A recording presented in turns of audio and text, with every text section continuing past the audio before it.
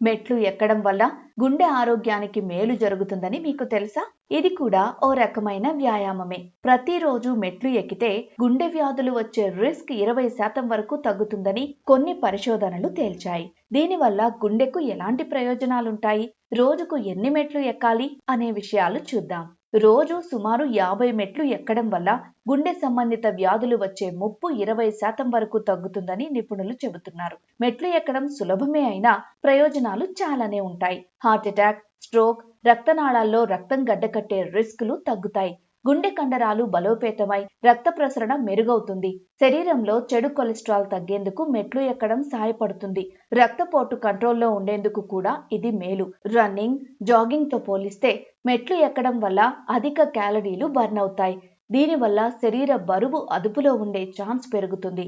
వీటి వల్ల గుండె ఆరోగ్యానికి మేలు జరుగుతుంది. అందుకే ఆఫీసులకు వెళ్లేవారు వీలైనంత వరకు లిఫ్ట్ కాకుండా మెట్లు ఎక్కడం మంచిది.